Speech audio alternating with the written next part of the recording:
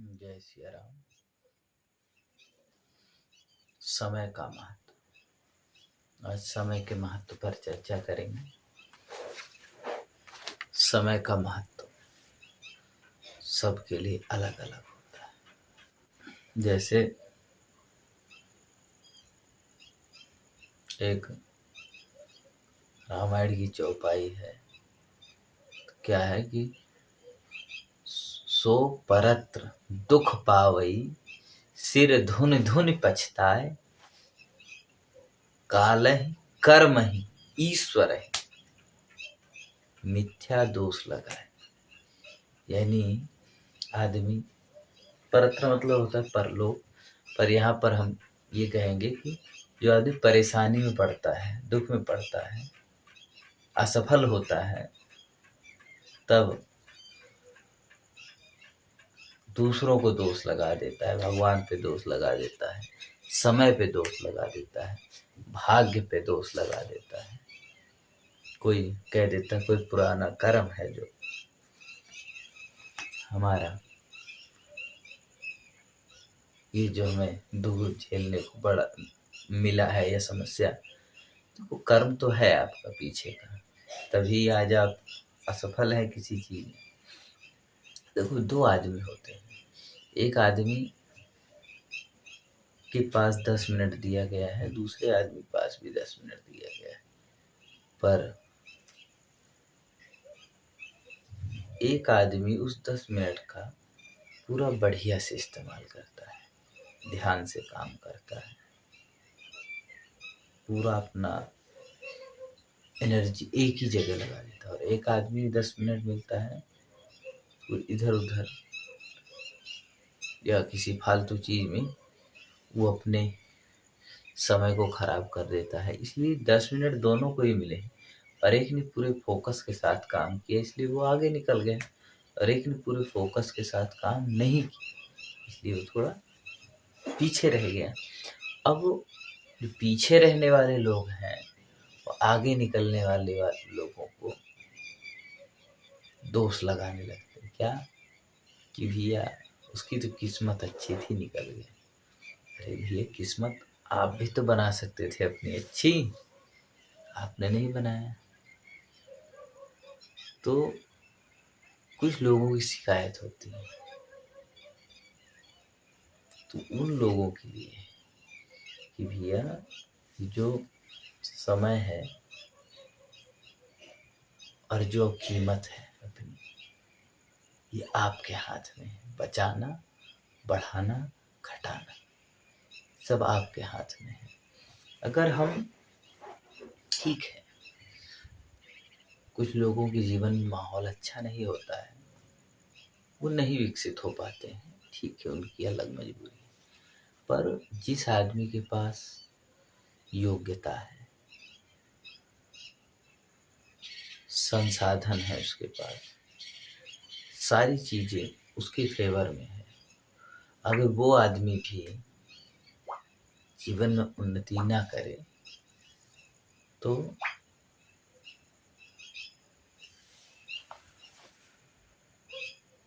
थोड़ा कहा जाएगा कि हाँ, कहीं गलती है। इसी प्रकार से हमें अपने जीवन को अच्छा बनाना चाहिए। जैसे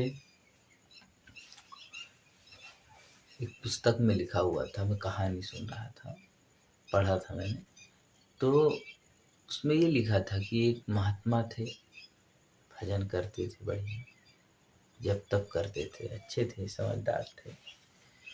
उनके पास एक शिष्य आया, शिष्य भी उनको देख के ठीक ठाक जो है जब तक पूजा करता था। तो जब मंदिर में जो आते थे लोग, दान दक्षिणा देते थे, तो उनको जो शिष्य था वो यही आशीर्वाद देता था, धनी हो जाओ, सुख समृद्धि हो जाए। ठीक है, ये सब चीजें।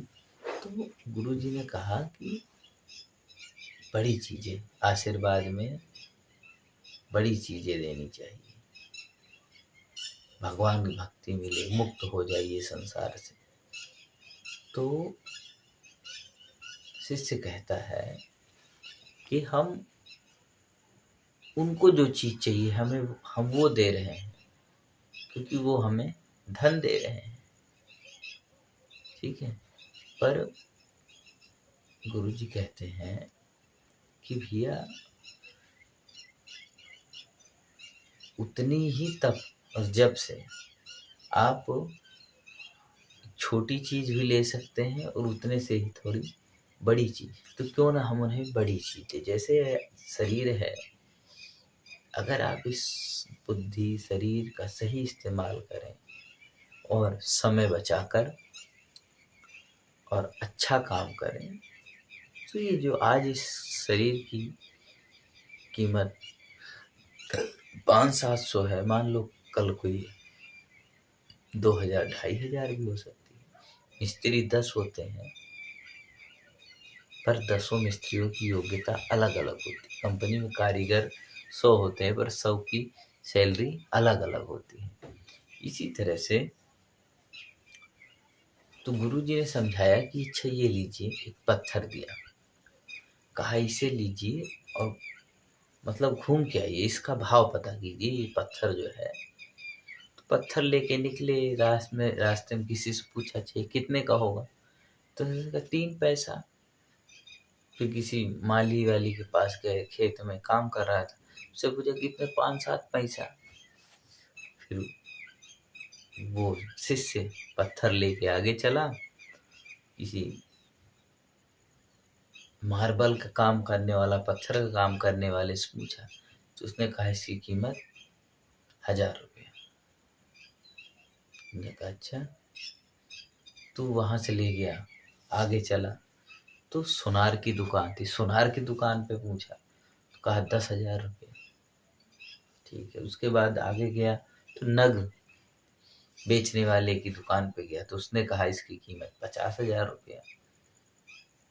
अब और बड़े व्यापारी के पास गया तो उसने कहा 1,00,000 रुपया। तो राजा के यहाँ गया तो राजा ने अपने मंत्रियों को बुलाया, सबसे सलाह किया कि भैया इसकी कितनी कीमत होनी चाहिए। तो सब ने कहा कि भैया इसकी कीमत तो बहुत ज़्यादा है, आप अपना पूरा राज्य भी देकर इसको आप नहीं खरीद सकते, इस पत्थर की कीमत इतनी है। तो राजा कहते हैं अच्छा ऐसी बात है। तो राजा कहते हैं शिष्य से कि हम इस पत्थर का आपको 10,00,000 रुपया दे सकते हैं, उस समय के हिसाब से जो भी ठीक रहा होगा। तो वो शिष्य जो है पत्थर लेके चला आता है गुरु के पास और गुरु से सारी चीजें बताता है। तो गुरु कहते हैं एक पत्थर, एक लोहा होता है, लोहे में उस पत्थर को लगाते हैं और वो पत्थर लगते ही जो लोहा होता है वो सोना बन जाता है, ठीक है। तो कहते हैं कि ये जो पत्थर है आदमी की तरह है। ये आदमी जो है,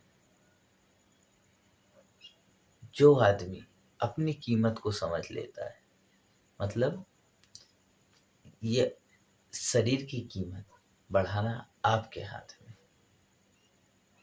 आप सबको भगवान ने शरीर दिया है, पर कोई 5 पैसे में इस शरीर को बेच रहा है, कोई 50 पैसे में बेच रहा है, कोई 10,000 में बेच रहा है, कोई 20,000 में बेच रहा है, कोई 1,00,000 में बेच रहा है, पर बेच सब रहे हैं। ये सबकी कीमत, समय की कीमत अलग अलग हो गई। और कुछ ऐसे हैं जो केवल भगवान का जप कर रहे हैं। तो सबके समय की कीमत है, तो आप अपनी कीमत को बढ़ाइए, क्योंकि धन प्राप्त करना जीवन का पहला लक्ष्य है। जीवन शुरुआत यहाँ से होती है जब आपके पास धन जीवन जीने के लिए पर्याप्त धन हो जाता है, तो उसके बाद आप जीवन जीने के लिए तैयार हो जाते हैं।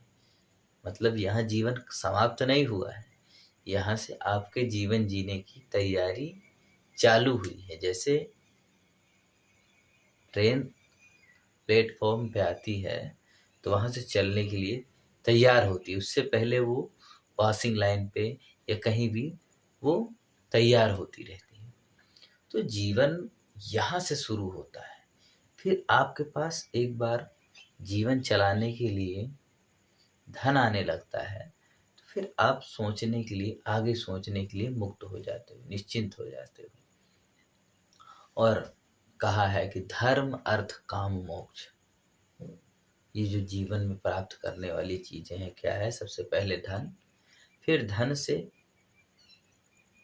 मतलब सबसे पहले धर्म। धर्म मतलब अपना धर्म मतलब जो आदमी काम करता है, हर आदमी के अलग अलग काम है। टीचर का धर्म है पढ़ाना, ठीक है। कुम्हार का धर्म है बर्तन बनाना, ठीक है। ऐसे ही हर आदमी का अपना अपना धर्म, मतलब धर्म का मतलब जो राजा है उसका धर्म क्या है? न्याय देना। तो ऐसे सबका अलग अलग धर्म है। और धर्म को जो जो अच्छी से जीता है उसको फिर क्या मिलता है? उससे अर्थ, मतलब पैसा। अच्छे से जितना करोगे काम अपना, आप उतने ही अच्छा आप अर्थ कमा सकते हो। जब अर्थ आएगा तो उससे धर्म अर्थ काम, मतलब आपकी इच्छाएं पूर्ण होंगी। और जब इच्छाएं पूर्ण होंगी, इच्छाएं पूर्ण हो जाती हैं, तब फिर आदमी मुक्ति की तरफ जाता है। धर्म अर्थ काम मोक्ष। तो संसार का जो लक्ष्य है वो मोक्ष तक का होना चाहिए, ठीक है। जीवन में बहुत कुछ है करने के लिए, आदमी कम पड़ जाएंगे पर करने के लिए काम नहीं कम पड़ेंगे। जो लोग कहते हैं कि हम बेरोजगार हैं या कुछ भी है, उन लोगों को मेहनत करना चाहिए, क्योंकि वो भी लोग हैं जो इस जीवन को जी रहे हैं, और वो भी लोग हैं जो जीवन को खराब कर रहे हैं और भगवान पर दोष दे रहे हैं, समय पर दोष दे रहे हैं, भाग्य पर दोष दे रहे हैं, ठीक है। तो इस जीवन को दोष देकर नहीं चलाया जा सकता है। इसको सही दिशा में ले जाकर, समय का उपयोग करके, अपने ज्ञान का उपयोग करके, इसका लाभ उठाकर तभी इसको चलाया जा सकता है। समय बहुत